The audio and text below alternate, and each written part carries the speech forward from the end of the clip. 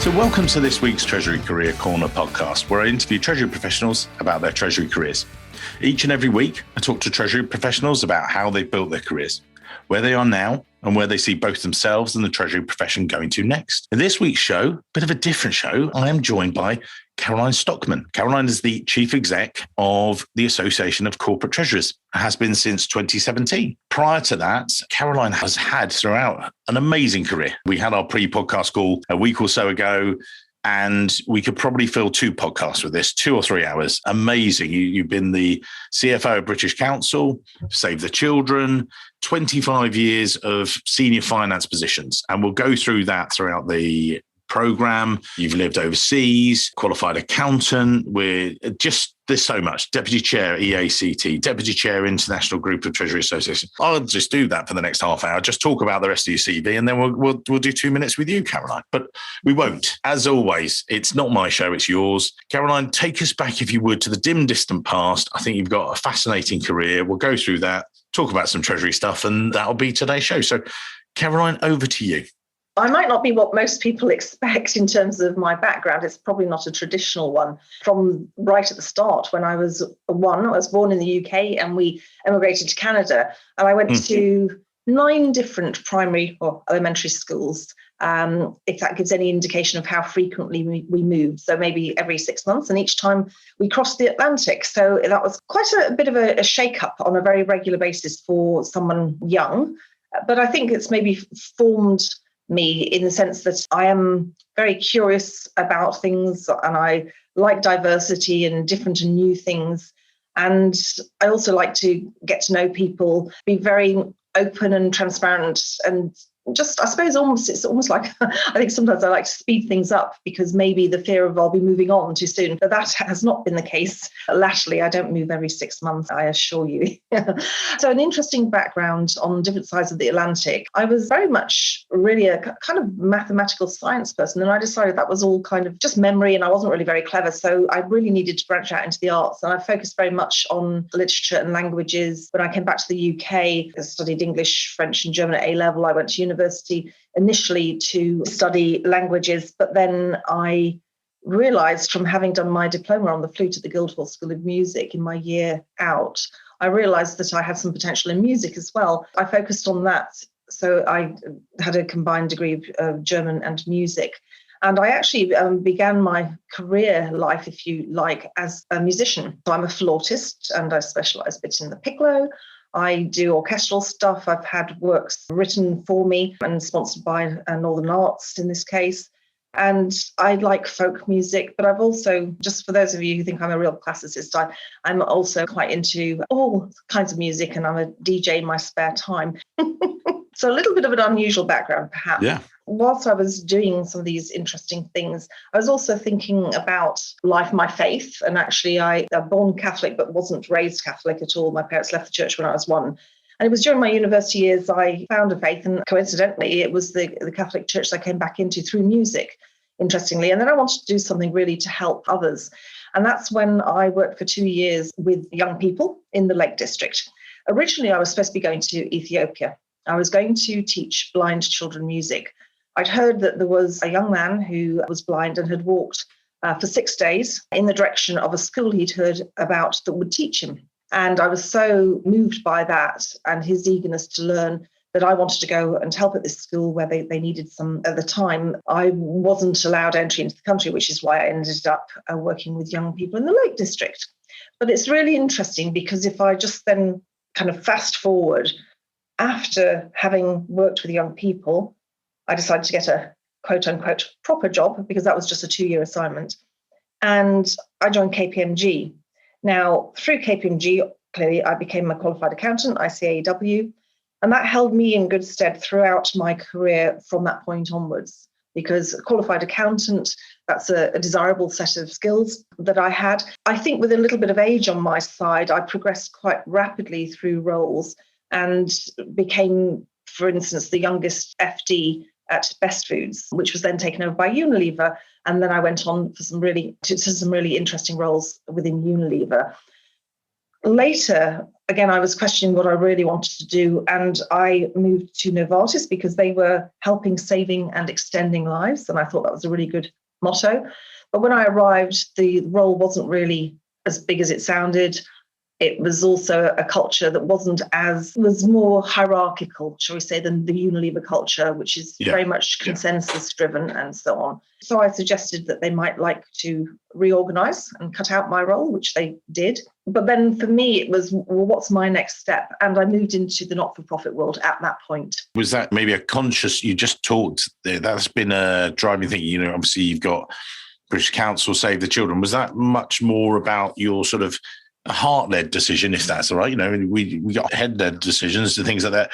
You wanted to, some people say, charitable sector and things like that. Was that just a driving thing with you, do you find, throughout your background? It was something that I really felt the need to make something of my life. It was something where I could feel that I had helped other people. I think that's a common thing with many people. And it was something I had attempted to do earlier with my, as I say, Ethiopia attempt.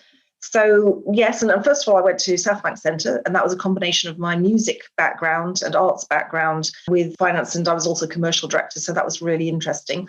When Save the Children came up, it was really very attractive to me, I think particularly because most people would say this, but what more could you ask for to be able to help children? That's a really great opportunity. I myself have an adopted child from when we lived in Thailand, when I worked with Unilever in Thailand. And I know that he deserves as much as any other child in the world, and that children, they all should have opportunity, which is why Save the Children was a very, very special appointment for me. And I was the first chief financial officer of Save the Children International. We were formed in order to bring together all the Save the Children around the world to save money so that we could then reinvest it into children. So we were responsible for the programming across the world. And I fast forwarded to that because then I did actually go to Ethiopia. So in the end, I got to Ethiopia. But the point I'd like to make is when I did get to Ethiopia, I had a skill set that allowed me to be able to make even more impact. And I often wonder if I had gone to Ethiopia years back, I knew it would be a very lonely life. I would be there with two sisters in a school, and it gets dark early and you're in the middle of nowhere, and it would be tough. But I think it would have been very attractive for me, because I think for most of us, when you're in those situations, you actually receive more than you give. I wonder if I then would have stayed in the development world. I think it's highly likely I would have, thinking back, but actually by a different path that I hadn't expected, I was able to offer more. So I could do more and impact more, because in fact, within Save the Children International, Ethiopia was our largest entity. It became over $100 million organization with over 113, I think, different sponsors from around the world. Very, very complex to run something like that. We were able to make change for the better through Save the Children and the wonderful people who work there. So that was something that it showed me a few things. I'm one of these people, I suppose. I've had lots of things in my life that have been disappointments along the way. I've failed to secure a place in the university I wanted originally. Sometimes in roles I've been in, I've had to leave because I didn't agree with the ethics of the organization, but it was a disappointment still. There's been a number of things that have happened in my life that you could describe as disappointing and that were painful. But when I look back, I don't have any regrets. Yeah. I think just having had that openness to new things throughout was something that I would really encourage people to think about. But people often, looking at my CV in the past, people would say, oh, well, you've done a lot of different things. And I was a bit of a confusion for some people. And sometimes they would find it difficult to see how they could place me, or maybe I was seen as a risk to them. And that got less and less over time, because I proved myself in a number of big jobs, which obviously helped. Nowadays, we see people moving roles more frequently. I'd suggest don't go too frequent. I think you need to learn and you need to give back before you move on to another role. That's my philosophy. Sometimes it didn't happen that way with me just because of a promotion or something else coming along, but that was what I aimed for, to give a decent time with each organisation. But still, I'm not somebody who has been 20 years in one organisation. And I think younger people nowadays, they're not expecting to do that. And I would also advocate that it's not necessary. It's great to have experience to take opportunity when you can, when it's offered to you, not to be hopping around and trying to find the next thing the moment you've got into one thing, but when things do come up, to explore them. And so when I was with Bestfoods in the UK, I'd been promoted. I was financial accounting manager. I was then the company controller, so second to the CFO. And then I went on maternity leave for a couple of months. When I was just returning, my boss said, there was a great job in the Netherlands, but of course, now that you've had a baby, you won't be wanting to move. And I was like, well, on the contrary, my husband's stopping working. That would be great. It's actually great for him because it was better than being at home with people thinking, what's he doing not working? A new experience for both of us. It had its challenges getting there because the boss didn't want me, didn't want a woman, didn't want a non-Dutch speaker, thought I was too young. But I was sent there because the organisation, the regional office had confidence in me. And I learned Dutch. I went on a week's crash course and my boss told everyone not to speak a word of English to me. And that is the way you learn Dutch, because otherwise they only speak English to you. So that example was really just to say, taking opportunities when they come, when they're presented to you, is something I would encourage. And we can't all do that kind of thing, move country at the drop of a hat. But I think being curious has really helped me on my career. And that's why I've had no regrets. Things have just happened and I've tried them out and it's been great. So you Save the Children and then British Council and then your most recent role at the ACT. So just give us a quick walkthrough of those, if you would, because again, sort of different, membership organisation now, and some of the drivers behind that. Because again, I think people listening today will go, oh, wow, they'll know you and things. So we'll get into your current role a bit more detail. But how did those moves come about, as it were? Yeah, so Save the Children was great. I started off with 1.5 people in my team. And by the end of it, there were 70. We were taking on, as I say, all the programs around the world for the Save the Children's that would bring in the funds, do the fundraising, and then we would spend it on the ground in the different 110, 115 countries where we worked. It was a fantastic experience setting up all the different teams because I had clearly finance under me, but I also had IT, I had legal, I had internal audit.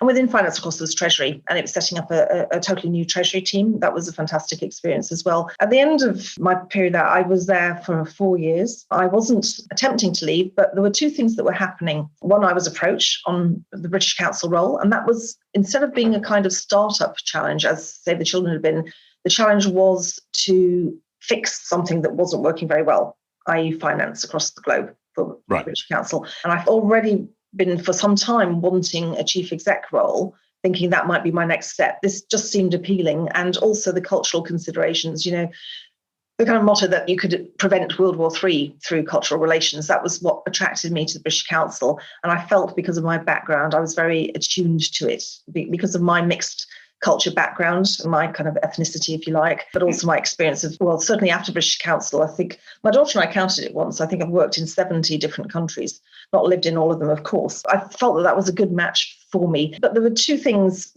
behind that. One was I knew that my boss would be moving on soon. And it's always difficult when you're the CFO and a new chief exec comes in, because it's happened to me before and it happens a lot that they want their person. And it's often time for a change for the CFO. So I had that in my mind. I thought maybe it's better if I move on before my boss. But also what I had on my mind was I'd done 4 years. I'd been there from the very start. What I didn't want to be was that kind of person that felt so protective over what I'd created, what I'd initiated. It was my baby in a way. I'd worked really closely with the CEO. We along with the operations director, we were the first 3 in the organisation and built up from there. And I thought, I really don't want to be one of those people who says, no, we can't do that. We've always done it this way. Or no, I don't like that. That's not my idea. And I thought, it's time. 4 years is a good length of time. It had been really tough. I mean, there's a lot of kind of blood, sweat and tears that went into that role because, first of all, just negotiating with 30 different Save the Children's around the world to develop, hundreds of different contracts with all the, interrelations between the different entities on the ground and so on. It was a big, big challenge. And so I thought, okay, this looks interesting, looked at it and thought it's the right time. So I moved to British Council, had a really great few years there, fantastic team, doing lots of stuff globally, really getting to know the organisation and really loved it and the people. But at a certain point, I could see with a new chief exec coming in, some of the progression wasn't going to be there that I'd initially been advised would be. Unfortunately, it came in just a few months after I started.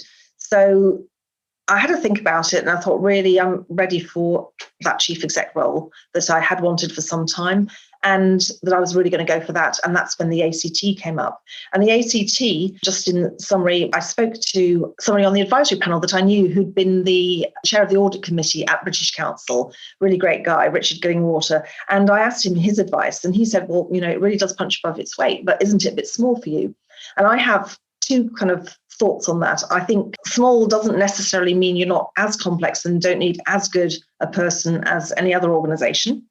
And I think that's also the mistake people make sometimes thinking about charities. They think it's kind of a slower pace or easier to do. And believe me, it's not in a professional charity. But the other thought I had was also on impact. And the ACT really has a huge impact because of the importance of treasurers to their businesses and also to the financial sector as a whole. So I felt that this was really an interesting opportunity. And then I reflected. It's easy to see maybe British Council, cultural relations, stopping World War III, getting on with everyone around the globe. And, I've worked in 70 countries. I'm an international person, and I believe in relations between people. That's one of my core kind of values, if you like. So it was a really good fit. When you say the ACT, you're moving back. It's a not-for-profit, it's a chartered body, but it is kind of touching on that commercial world again.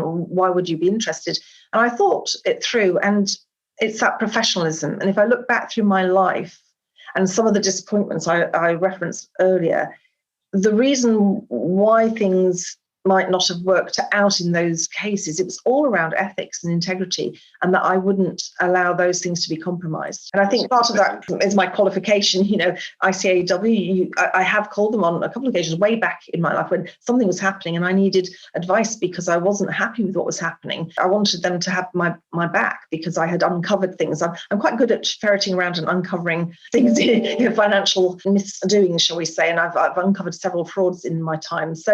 But just thinking back, it's so important, that professionalism and integrity. And if anyone wanted to really upset me, that would be the button they'd push. They would challenge my integrity. And that's what the ACT tries to do. So that is why I'm where I am now. We're slightly taking the ACT as a name for granted. And, it's so well known, the Association of Corporate Treasurers within the UK and Europe in particular as well. We've got a lot of US listeners. They know the AFP much, much better and things like that.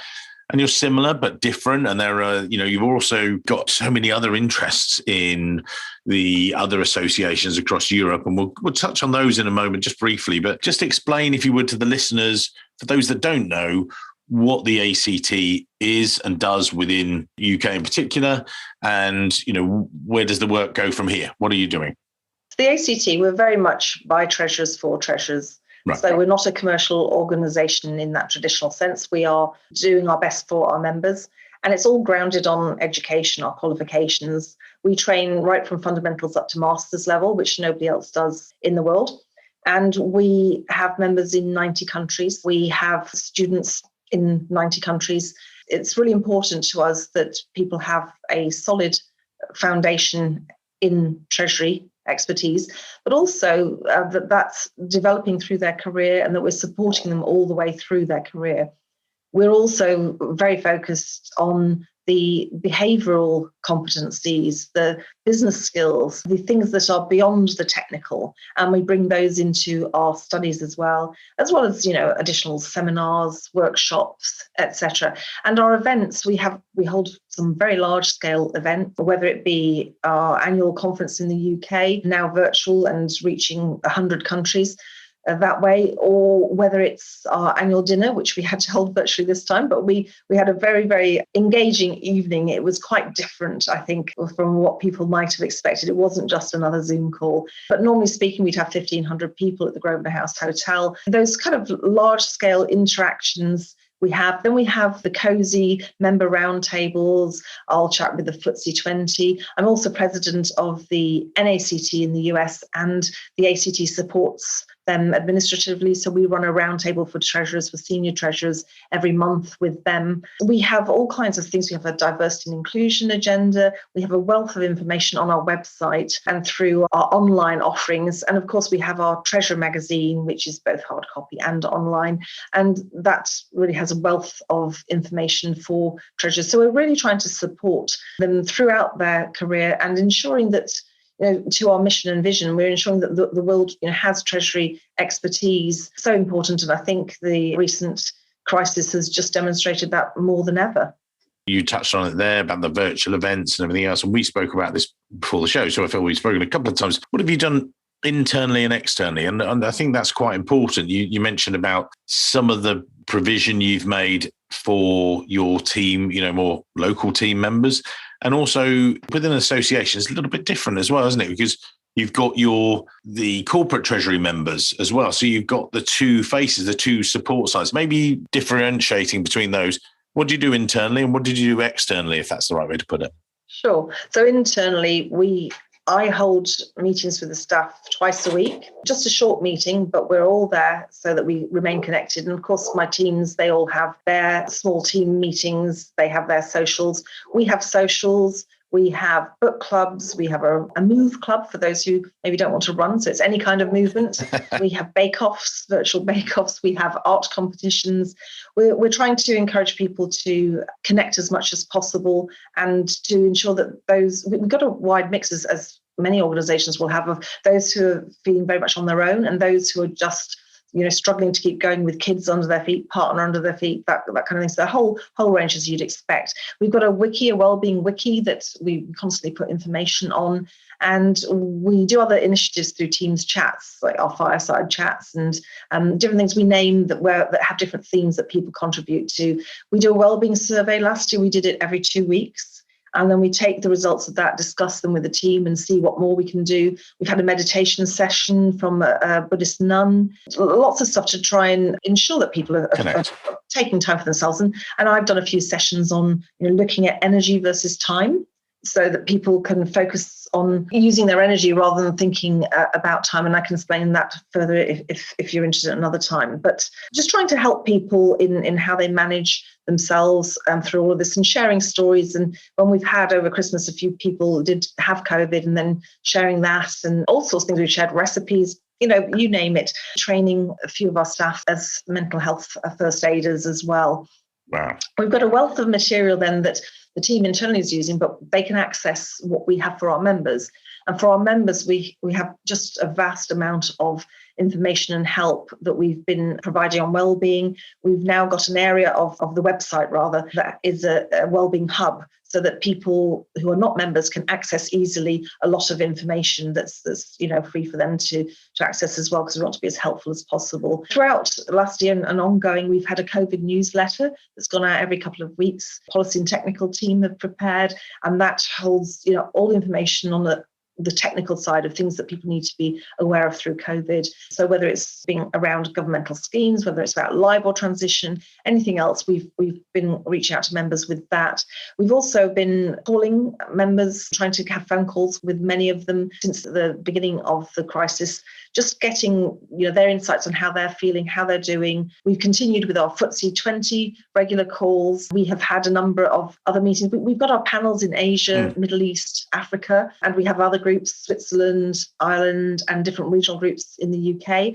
And we've been holding quite a lot of sessions with them just to catch up as usual with our panels. We always have regular catch-ups, but also social evenings where we can chat about what things are like. And that's, I think, has been very helpful for people who have been struggling at certain times, depending on what their lockdown is like, trying to keep really connected and keeping information up to date. When there was initially the outbreak, what we did was we switched around, and our next publication of the Treasurer was the Black Swan edition.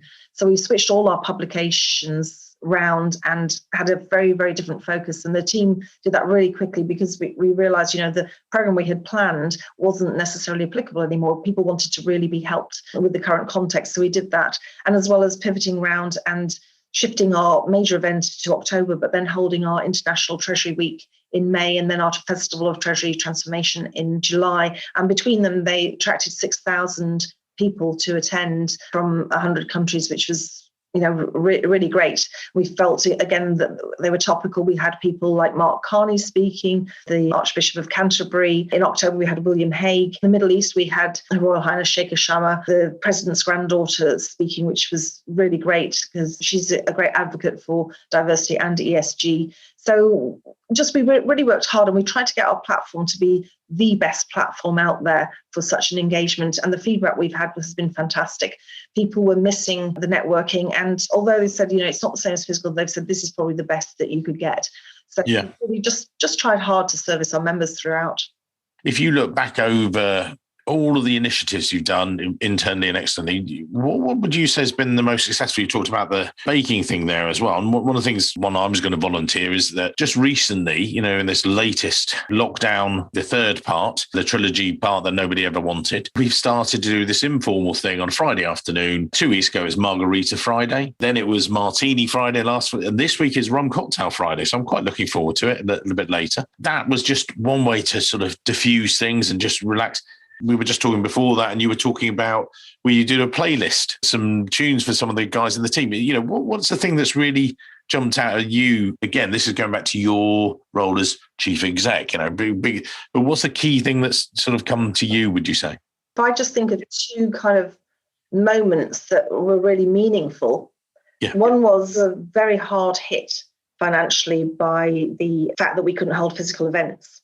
Yeah. And the fact that it had happened just into the year, so we hadn't time to prepare. So we're now prepared, for 2021 and onwards. If we have to do all virtual events, we'll be okay. Yeah. But we were really hard hit. And the fact that my whole team agreed to go on to 80% pay in August for 6 months, there was such support. I found that incredible. And I think that is just a reflection of how the team was so close and how we had shared so much. And I think we'd been really transparent about everything with the team all throughout.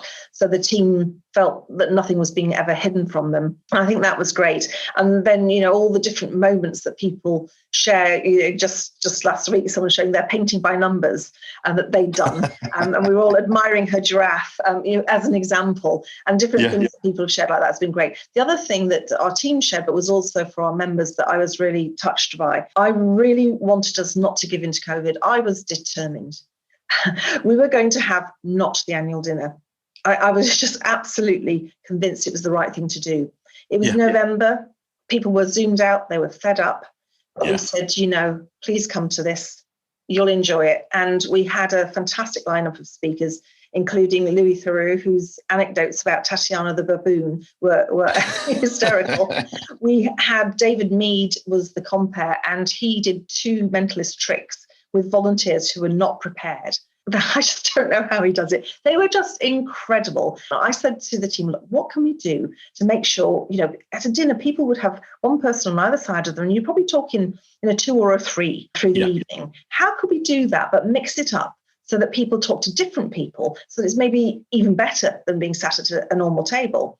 Yeah. So we had tables of 9, and then with engineers in the background, people were moved out, and we used several different technologies for this. People were moved out into 3s between the mentalist sessions and the Louis Theroux and the Archbishop of Canterbury. And we had this great cultural anthropologist as well. They moved about in 3s so they could speak to people in the way that they would normally network. And people really appreciated it. That evening, we had something like 300 separate meetings going on. Zoom was so fascinated because we were using our Engages platform that we use for our big conferences. And because it gives you a real nice look and feel, it's really great. And for networking, you can direct dial people, you can chat, etc. But then we use Zoom for these breakouts. And Zoom actually attended kind of using us as the model. We were the first to do it. And when I got comments afterwards, I got an influx of people thanking me unprompted and giving feedback. And when people said things like, it's the best night out I've had in such a long time, I was just thrilled. And the fact also at the end, people then went into the networking lounge, as we called it,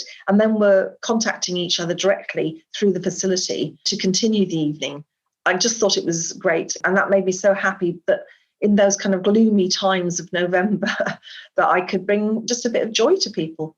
Yeah. We all need a bit of joy in our lives at the moment, and the team did a fantastic job, and so they could be really proud of themselves. Getting away from Groundhog Week and having something like that. Well, hopefully, we'll get back to these real life events as well soon. And I know that you guys organise great conferences, and we go along and speak and really enjoy that.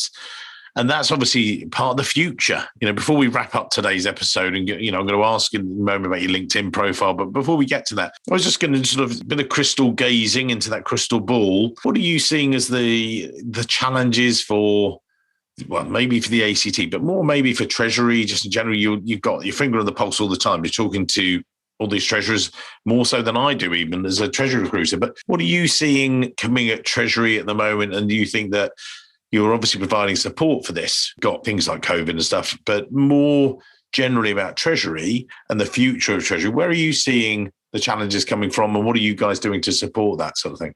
There's, of course, a whole range of challenges. Yeah. I mean, the Treasury is really at the heart of things at the moment. I think there is, as you pointed to, the wellbeing challenges, the challenges of how do you bring on people joining the team remotely who haven't had that kind of osmosis effect in their development? But how do you also use that globalization to have the best people? Maybe they're not going to be based in the same location as you in the future. And how can you look at that differently? And how can you weigh up the pros and cons of both approaches and not kind of take an either or approach, I think is really important. I think that we will get through this, and the mental well-being issues hopefully will then subside, and we'll probably come to a different situation. At the moment, we're, as someone put it to me, basically sitting at home in a crisis trying to work. If we were working from home normally, I think we'd enjoy the benefits even more. So I think we won't be going back to people working full-time in offices in the future. That's my particular belief. And I think it's pushed forward that flexible working agenda as a positive. So I think that's really great. But I think, as I say, well-being, that hopefully things will, improve dramatically in the not too distant future. I think that when we look at other things, technology, is that a challenge or is it support? I think it'll be really interesting to see what technology is giving us. And I think there are accelerations there through COVID, seeing also the partners of our treasures. Are the banks going to be really getting into this century? Because, some of the situations we've seen through COVID where people are demanding wet signatures and such like are really, really quite outdated. So will that be advancing, and will that be an opportunity? I think just touching on that as well, the relationship with our banks. I think the banks that have been very supportive of their clients through this will really thrive. I think many of our treasurers have said there have been banks that weren't terribly helpful when they were in difficulty, and that they will be remembering that when they come to choose their relationships going forward. So I think there'll be some shifts there potentially, and a bit of a shift around in terms of relationships. I think also it's become very topical with stuff in the news recently about Tesla and Bitcoin. And I think we as an ACT, our position would be somewhat skeptical about treasurers maybe embarking on investing a lot in Bitcoin going forwards. Yeah. As one of our policy and technical people, Naresh Agarwal, would say, an equivalent thought might be looking at gold. And gold isn't something that people have really been investing in. So, I think there need to be a few more case studies and a few more years behind us before most treasurers, who are by nature, of course, risk averse, will be going for Bitcoin. But it will be very interesting looking at that and looking at the thought of central bank cryptocurrencies. So I think that will be something that will be engaging us. And I think just moving forwards, ESG is high on the agenda, all the elements of it, environmental, social, and governance. And I think particularly the E and the S coming out of COVID, people will be thinking much more around the kind of well-being agenda, but also impacts further out on what they're doing on society, because there are a number of things that have come up through COVID where, as Louis Theroux put it, people are sitting in that social media marinade and really pondering on things. And I think part of that was what made Black Lives Matter such a strong movement, the particular situation we were in. And that's a good thing, because it accelerated that awareness for many of us to really think more about discrimination, unconscious bias, and how people from Black or minority backgrounds have often felt the underdogs and felt not listened to or included. So I think that's a really important shift, and that affects the S, and I think people will be thinking about that a lot more. E, yes, environment from all angles, going to be a really major focus. I think treasurers were slightly slow coming to it, but now it's really, really on an ascendant, shall we say. So I think that's featuring big in the future. Definitely. Well, Caroline, I said at the beginning of the show, we could keep talking. There's loads of other stuff because you've got such an amazing, rich background. But as we do on every single week, to summarize, we'll put your LinkedIn details in the show notes. So if it's worth connecting to the right people, they can do and things. But again, people will look at your background there. They'll see this rich tapestry, as it were. and all these different roles, and they might say, do you know, that's something I'd like to do, or, you know, have a similar background. What's the sort of the summary advice to maybe Treasury professionals or otherwise just people out there that look at your background and say, I'd like to be, you know, similar to Caroline or follow a similar path? What would you say? I think keeping an open mind and exploring opportunities and wanting to learn is really important. Having a good qualification. I've got a financial qualification. I've also done some of the ACT ones, of course, but I've also been involved in writing some of them. But I think that qualification is really important. It holds you in great stead. Also, we didn't mention earlier, but I am a trained coach as well from my time at Unilever. I was the only one outside of HR who did this training on coaching for results. And I really feel that has been very helpful to me. We haven't mentioned it, but my mini podcasts that I do, they're all focused on self-development. And the new series that we'll launch in a couple of weeks' time is focused around self-development under COVID specifically. But people can look at back copies of them or listen to them, I should say. Those are the really important things, I think. Thinking about your values, that's maybe my one message. Think about your values. What do you hold dear in life? And look at your current organization and see if they're the same values, if you fit. And if not, consider a move. Whenever you're considering joining a new organization, doing something different, look to your values and look to what you think maybe your purpose is in life and see if they match. Because if your values are at variance with where you're spending, you know, a large percentage of your day, then you won't be a happy person and you'll probably not be so successful. But there's loads of other things I could say and advice I'd love to give from the coaching perspective, but that's maybe the big one. And again, I was going to say that we'll put that in the show notes because Caroline has a very insightful podcast, which earlier on today I subscribed to because I like to listen to that when I'm out running and things like that.